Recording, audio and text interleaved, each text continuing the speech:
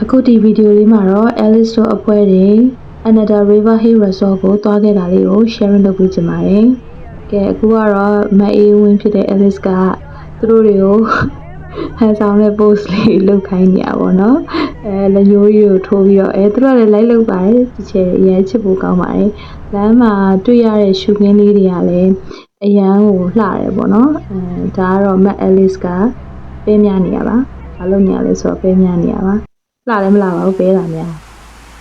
ပထမဆုံးဒီ resort ကိုမသွားခင် Alice တို့ဒီအဲ့ကချနာဘူရီမှာနာမည်ကြီးရဲ့စာရော့နိုင် waterfall ကိုအရင်ဆုံးဝင်နေပေါ့နော်အဲ့ဒီ waterfall မှာဆိုလို့ရှိရင် तू ကအခုလိုမျိုး picnic တွေထွက်လို့ရတယ်အရေးတွေလည်းအများကြီးရှိရဲတော့တော်တော်လှတယ်လို့ပြောရမယ်ပေါ့နော်ရေလဲကစားလို့ရပါတယ်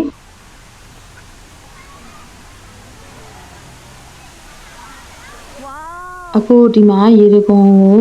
တွေ့နေရပြီပေါ့နော်အဲ့ရေတကွန်ကြည့်မယ်ဆိုရေတကွန်ကမိုးရသည်ကမကုန်သေးဘူးဆိုတော့လေတော်တော်ရွရေတွေအများကြီးကျန်နေရဲ့အဲ့တော့လှတယ်ပေါ့နော်တော်တော်ရွလှတယ်လို့ပြောရမယ်အောင်ဆိုလည်းကလေးတွေပါ life jacket တွေပါမလို့ပဲနဲ့ပို့လို့ရတယ်ပေါ့နော်တိတ်ပြီးတော့အနေရမများဘူး Alice တို့ကတော့ရေကူးခဲ့ပါဘူးဘာလို့လဲဆိုတော့လှပဝထားလေးမပြတ်ချင်လို့ပါဒါဟိုးအပေါ်ကရေတကွန်ကိုတက်နေရပါတော့ရေတကွန်တက်နေရအဲ့မှာရေစီးကတော်တော်ကြီးတန့်ပါတယ်တော်တော်ကြီးတန့်နေပေါ့နော်မထင်ထားတော့အောင်ပဲပေါ့နော်အဲ့တော့ကဲဒါကတော့ရေတကွန်အပေါ်ရောက်ပါပြီအဲ့မှာဆီယမတွေနဲ့တပုံတွေရိုက်တယ်အမေတို့တပုံရိုက်တာကရေတွေမတရားဆိုတယ်ပေါ့နော်ဆိုရကြတဲ့ရိုက်ပါတယ်ပြီးတော့ပြန်ဆင်းပါတယ်ရေတကွန်အောက်ကိုပြန်ဆင်းပါတယ်ပြန်ဆင်းတဲ့ချိန်မှာလည်းရိုက်လိုက်ပါသေးရဲ့ဒါကတော့ယူပဒါနာပါလာလည်းမလာပဲနဲ့ယူပဒါနာဆိုပြီးတော့လိုက်ပြီး on နေရနောက်ကလူတွေကလည်းအားပေးပါတယ်ငွေချင်းဘလော့ဂါအသစ်ဆက်ဆက်ကလေးကိုဘာဘလော့ဂါမှမသိတဲ့ဟာလေးကိုအားပေးရှာပါတယ်သူတို့လည်းခုကတော့ Ananta River Resort ကိုသွားနေရပါတော့လမ်းလျှောက်မှာတော့ရှူခင်းလေးတွေကလှပါတယ်သူကဘတ်နဲ့ဆင်နေပေါ့နော်ဖန်ဘတ်မှာလိုပဲလှပါတယ်ကဲ Ananta River Hill Resort ကိုရောက်ပါပြီ check-in ဝင်မယ်ပေါ့နော် check-in ကလည်းကျမဝင်ရတာပါ passport လေးတွေပါလာသမျှလူ passport 6 ယောက်ကိုယူသွားပြီးတော့ဝင်ရတာပါအဲ့မှာနည်းနည်းလေးတော့တန်းစီရပါတယ်ဒီဗီဒီယိုလေးရဲ့နောက်ဆုံးမှာလည်းဒီဘယ်လိုမျိုး check-in ဘယ်လိုမျိုး booking တင်ရလဲဘယ်လိုနေရာတွေဆိုလို့ရှိရင်စိတ်ချရလဲဆိုတာလေးကိုထည့်ပေးထားပါမယ်ဒါကတော့ Alice booking တင်ထားပြီးတော့ပတ်စံကျူရှင်းထားတဲ့ဟာလေးကိုပြရတယ်ပေါ့နော်ပြပြီးတော့ကျန်တဲ့ပတ်စံကိုပေးရပါတယ်သူအကုန်လုံးဘယ်လောက်ကျလဲဆိုတာကိုတန်းပြီးတော့ပေးစရာမလိုပေါ့နော် booking တင်တဲ့အချိန်မှာ 25% လားမသိဘူးအဲ့လောက်ပဲပေးစရာလိုပါတယ် How many passports do I have to pay for all okay 7,042 baht left can I scan okay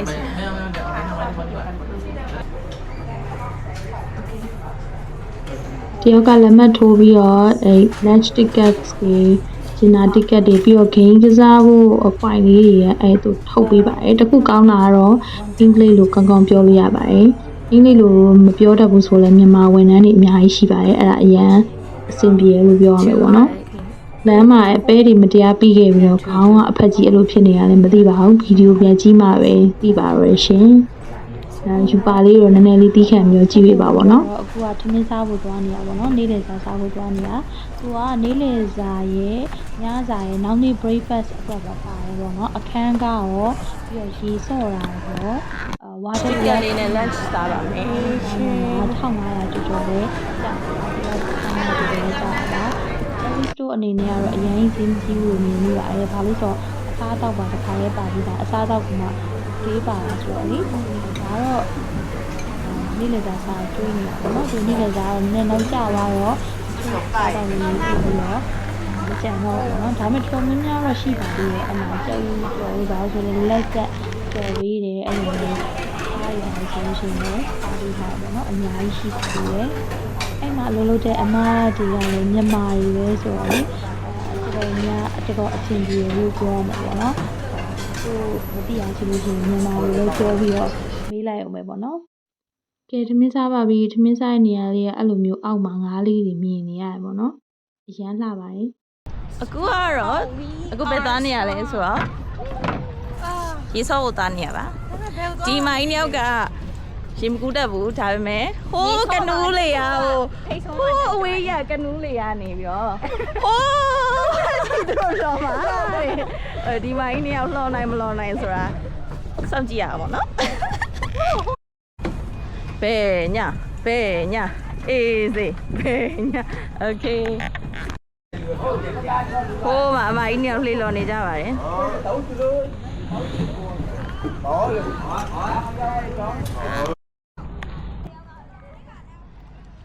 ကဲ အခုမြင်နေရတဲ့နှစ်ယောက်ကတော့သူက Anita River Resort မှာလှေလောရတာအရန်ကြိုက်တယ်ဆိုပြီးတော့ပြန်မဲ့နေမှာနေခဲ့မယ်လို့လုပ်တဲ့လူနှစ်ယောက်ပါရန်တွေကိုသူတို့ကြိုက်ကြပါတယ်ဒီဥစ္စာလေးကတော့ Alice တို့အဲ့မှာသူကwater rafting လို့ခေါ်ပါတော့အဲ့ဒီ rafting လုပ်တာပေါ့နော်ဒီမှာဆိုဖောင်စီးရပေါ့အဲ့ဒီဟာလေးကိုလုပ်ကြတာပါအဲ့ဒါလုပ်တဲ့အချိန်မှာသူကအဲ့လိုမျိုးအဲ့ဟိုးရှေ့မှာမြင်နေရတဲ့အဲ့ဒီသင်္ဘောရောနော်အဲ့သင်္ဘောကြီးကအနောက်ကဖောင်တွေကိုဆွဲသွားတယ်အဲ့မှာ6ကလေးတွေကိုချပြီးတော့စီးသွားတော့မယ်အဲ့ဒီကလည်း10စောတိတ်ပြီးတော့အန်နီမများဘူးပေါ့နော်ပြောဖို့ကောင်းပါတယ်အရန်လေးလှတယ်အရန်တော်တော်လေးလှတယ်လို့ပြောလို့ရမယ်အဲ့မှာတော့ရှူကင်းတွေကကိုမြန်မာပြည်သူတွေပဲပေါ့နော်အရန်မိုက်တယ်လို့ခံစားရပါတယ်ဒီကူကအရန်စိတ်တဲ့ကျမတော့လေရက်လိုက်ပြီးဆိုတာနဲ့ရေထဲကိုဆင်းတာပါပဲရေကအရန်ကိုကြည်ပြီးတော့လေတော်တော်ရို့ကူးလို့ကောင်းတယ်သူကလှိုင်းလေးတွေကလည်းလေလှိုင်းချက်ခုလေးတွေပဲရှိရအရန်လိုမျိုးမရှိဘူးပေါ့နော်အဲ့မှာအောက်ကိုငုတ်ပြီးကူးချင်နေတာသူများမျက်မှန်လှမ်းယူခိုင်းသေးတယ်ဟိုတယောက်ကလည်းမျက်မှန်ကိုကောက်တတ်သေးတယ်သူခေါ်ချင်တာအဲ့လိုမျိုးလေးပေါ့နော်အဲ့မှာရေတခြားလူတွေကလည်းအောက်ကစိတ်ုံကြည့်ပြီးသူတို့လည်းစင်းကျင်နေကြပြီရေကအရန်ကြည်တယ်ဟိုလိုမျိုးမြည်ရည်လို့မဟုတ်ဘူးမြည်ရည်မှာဆိုရင်မြည်ရည်ကနည်းနည်းလေးနောက်တယ်လေနော်အဲ့မှာဆိုရင်တော်တော်အချိန်ကြာပေးစော့ပါတယ်အဲ့ဒီမှာဆိုလို့ရှိရင်လေ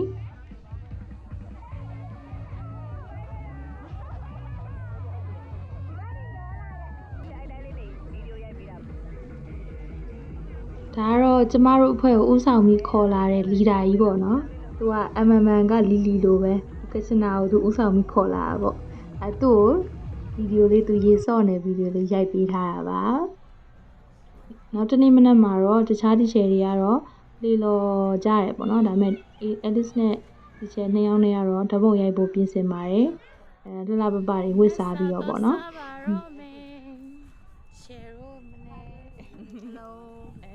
那啥到三嘛去拜。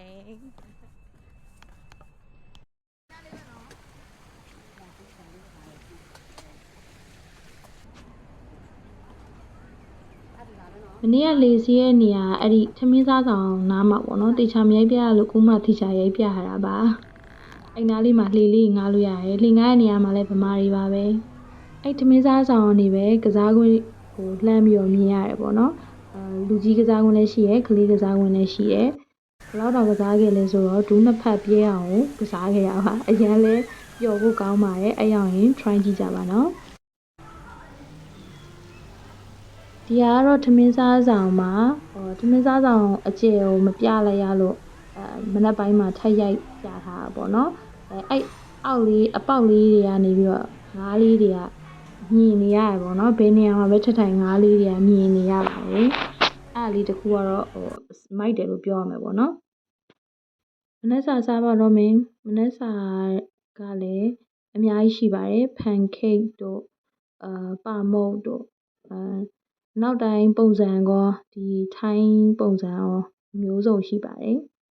အဲ့မှာတော့ရုပ်ကနည်းနည်းကာနေရပါတော့ငါကလည်းမလှပါဒါပေမဲ့ခီးပင်ပန်းကတော့ပိုပြီးတော့ဆိုးသွားတာပေါ့ပြီးခံပြီးတော့ကြည့်လိုက်ကြပါရှင်သူကအဲ့မှာဓာတ်ပုံအလှရိုက်ပုံငါးလေးလည်းထားပြီးထားတယ်ပေါ့နော်ငါးစာလည်းကွိုင်လေးထည့်ပြီးတော့ကျွေးလို့ရပါတယ်သူ့ရဲ့ပုံစံလေးကတော့အင်းလေးတို့ဘာလို့ပုံစံနေနဲ့တူတယ်လို့ပြောတယ်ပေါ့နော်ရောက်ဖို့တဲ့လူတွေကတော့လေတော်တော်လေးလှပါတယ် Alice တို့အခန်းကတော့နည်းနည်းဝေးတော့ပိုးတနီကိုရှောက်ကြရဲပေါ့နော်အဲ့ဒါလေးတခုတော့အဆင်မပြေဖြစ်ပါတယ် ကဲဒါဆိုလို့ရှိရင်ဒါ Anita River Hill Resort မှာ Alice ကြုံခဲ့ရတာလေးပေါ့နော်အဆင်ပြေတာလေးတွေမပြေတာလေးတွေကိုပြောပြပေးထားတာဖြစ်ပါတယ်သွားမယ်ဆိုလို့ရှိရင်လည်းအခု Alice ပေးထားတဲ့ information လေးတွေကိုသုံးပြီးတော့ Anita River Hill Resort ကိုသွားလို့ရပါတယ်အားလုံးပဲကျေးဇူးတင်ပါတယ် Have a great day ပါအခုမြင်နေရလေကဒီ Anita River Hill Resort ရဲ့ official Facebook page လေးပါ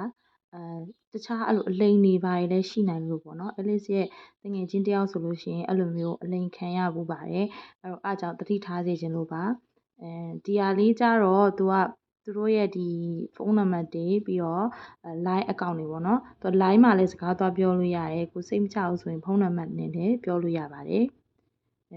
အဲ့ line account ကိုကြည့်လိုက်မယ်ဆိုရင်လည်း verify ဆိုပြီးတော့ပေါ်ရမယ်ပေါ့နော်မပေါ်ဘူးဆိုလို့ရှိရင်အတူပါခုန Facebook မှာကြည့်လိုက်တော့ account page အတူကပေါ်နေပါပြီအဲ့တော့သတိထားကြပါနော်ဒါကတော့ဒီသူတို့ရဲ့အခန်းလေးတွေပါအခန်းလေးတွေကပုံမှန်မြင်ရတဲ့အတိုင်းပေါ့နော်အခုမြင်နေရတာတော့သူက service လေးပေါ့နော်ဘာ service လဲဆိုတော့သူကလာကြိုပေးရဲ့ service ပေါ့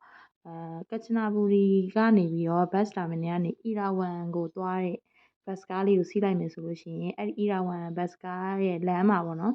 အဲ့ကားပေါ်မှာပဲ 7-Eleven မှာချပေးလို့ပြောလို့ရှိရင်တဲ့အဲ့ 7-Eleven မှာချပေးလိမ့်မယ်ပေါ့နော်အဲ့ 7-Eleven ကနေပြီးတော့ဒီ resort ကနေပြီးတော့သူ့ရဲ့ခီးသည်တွေကိုလာပြီးတော့ကြိုပေးတာပေါ့နော်အဲ့လို service လေးလည်းရှိပါတယ် Alice တို့ကတော့ကိုယ့်ဘာသာကိုခုနဗီဒီယိုအစမှာတွေ့ရတဲ့ဝက်တင်တဲ့ကားပေါ့နော်ဝက်တင်တဲ့ကားလို့ပဲခေါ်တာပေါ့နော်အဲ့ကားနဲ့ပဲသွားလိုက်တာဖြစ်ပါတယ်အားလုံးပဲကျေးဇူးတင်ပါတယ် channel လေးကိုလည်းlike and subscribe လေးလုပ်ပေးတာပါအောင်နော်